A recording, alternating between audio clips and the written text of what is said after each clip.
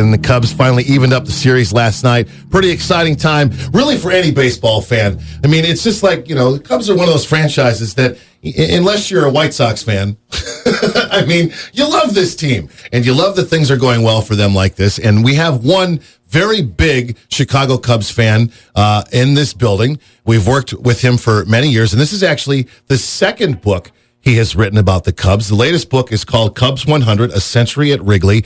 And Rob Carroll is our guest, but we also have to acknowledge your partner because you didn't write these books by yourself. No, actually, one of my best friends, Dan Campana, he's a longtime friend of mine.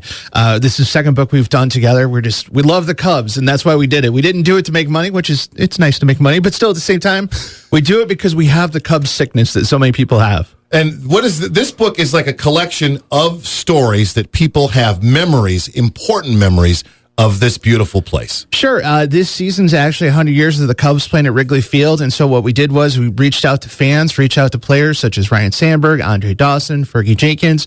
It's all these people that share these memories that Cubs fans have had over the years. The first book was something kind of similar, yes? It was. It was called Wrigley Field, 100 Stories for 100 Years, and that was to celebrate 100 years of Wrigley Field. We did that one a few years ago. Okay. And very similar concept, different stories, different people. This one's completely new people and completely new players, and it's been an exciting time the last few months. When you talk to some of these people, obviously it's a bit of a chore to get them on the phones. I'm sure some of the older players love to talk about their memories, but through that process of all these people that you spoke with, does any one conversation stand out to you as being so surreal, like you'll tell your grandkids about it one day? Sure. One of them I really wanted to reach out to is Steve McMichael, former Bears player, because he sang Take Me Out to the Ball Game and actually got kicked out of Wrigley Field because he said, "Don't you worry, Mongo's going to have some speaks with that umpire." And the umpire actually booted him from the game. And so I really wanted to talk to him. So what I did was I fired off an email thing just to some random email address I found on the internet. And 15 minutes later, I get a call back. It says, "Rob, this is Steve McMichael. I hear you want to talk to me." And so Steve sat and talked to me for about 20 minutes on the phone. And he explained to me what happened that night, which was actually a game that I was in attendance at. And so he kind of gave me an idea of what happened after he got kicked out. He actually didn't even know it until later on that night when he was eating dinner.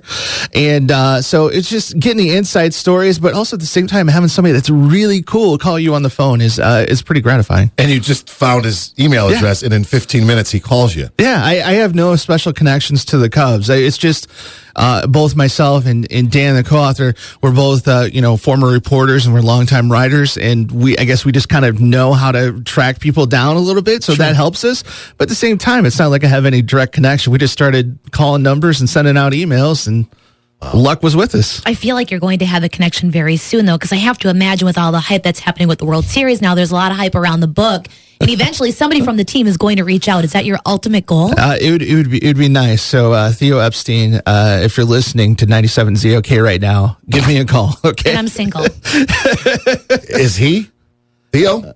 I don't know. Michelle says for the agreement, no, because she's checked. Why is it like you got all these really good looking players, but everybody's Theo this, Theo that, Theo this? I mean, obviously the guy's good looking, he has money, but look at what he has done for this team. Yes. So he's also brilliant. Well, at the same time, the season's almost over, so in a few months he's not going to have a lot going on, right? He's going to have some time on his hands. Which means he's going to have time to talk to you about your next book. That's right. Have you thought about what book 3 would be? Oh, boy. I have some ideas, but as a Cubs fan, I never like to get too far ahead. Much like if someone asked me if they're going to win the World Series, I never make a prediction. It's like, well, I'm just glad they're there. Right now, I'm just glad I have a book. The book, again, is called Cubs 100, A Century at Wrigley.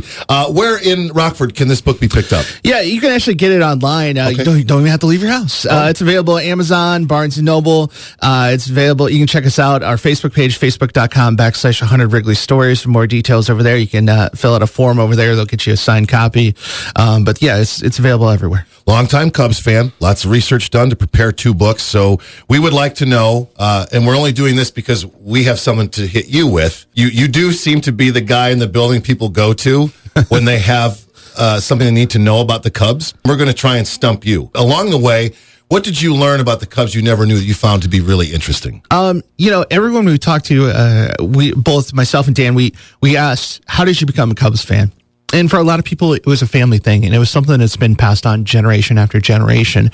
And 90% of the people I talk to, I would say, how'd you become a Cubs fan? Well, it's in my blood. My dad was a Cubs fan, my grandpa was a Cubs fan. So really, as a whole, being a Cubs fan is, I think, to a lot of people, family. And that's why there's so many people that go out to Wrigley Field year after year who no matter how bad the team is, they still show up because I think it's a family thing. It's a bonding thing that everyone comes and gathers around. And it's something about the pull of that field that really brings people together. Yeah. And so that was probably overall, I mean, it just really hammered home how important that team is and that ballpark is to people. And but they always say that misery loves company. I remember seeing a special once, and there were a lot of Chicago celebrities that we knew, Bill Murray included, that say, we don't know what's going to happen if the Cubs ever win at all, because what's brought us all here is that we all have been sad together, and we love being together. Not that we don't want the Cubs ever to win, but they said, what will happen? Will it change the dynamic inside here when the Cubs, if they ever became winners again, Yeah, there's a lot of people we talked to. That was another thing we asked is exactly what's going to happen. And Steve Stone, former announcer of the Cubs, who's now in the booth for the White Sox, he's a guy who told us that they're just going to take the place apart brick by brick. If they win, like that's what's going to happen. But there's a lot of famous people we reached out to, but there's also a lot of notable Cubs fans we reached out to. Mm-hmm. And so if you watch the playoff games when they come up here at Wrigley, you'll notice a guy sitting behind home plate. He's got a pink hat on. And that's someone everyone sees on their TV. It's a guy who's always in the same seat wearing that pink hat. So we reached out to we wanted to get the guy in the pink hat in the book because everyone sees him and he's kind of a Cubs fan celebrity himself. And you connected with him? We did. And his stories in this book? Stories in the book. You can find out how he started showing up and who he is and get the story behind him. Plus some people that sit out in the bleachers all the time that are cool. That are longtime people out there. There's a guy called the Bleacher Preacher, and he makes up crazy signs, and the Bleacher Preacher's out there every game. We get his story in there, awesome. So there's a lot of recognizable names and faces. All right, let's see if we can stump you. Yeah. Why did it take so long for Wrigley to get lights? So they initially were going to have them way back when, but the metal from them actually got donated to the war efforts. Okay, he knows. Are you even going to try with the other two? Yeah, he knows. All right, here's another one. There's a flag on the roof that says Hack 191. What does it mean? It's for Hack Wilson, correct? Yeah, and what's the number? Oh, that would be RBIs in a season? Yes. Do you know anything special that happened to that 191 and why that flag should be changed? Oh... I'll just tell you, because I'm like, now I get to feel like I got Cubs muscles, only because I read it a few minutes ago. The box score error they discovered in 1999 showed that he only has 190 RBIs.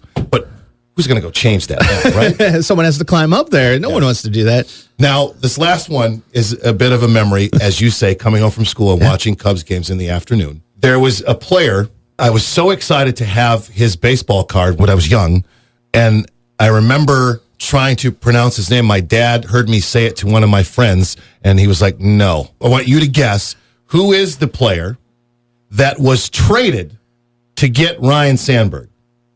Oh, Ivan DeJesus.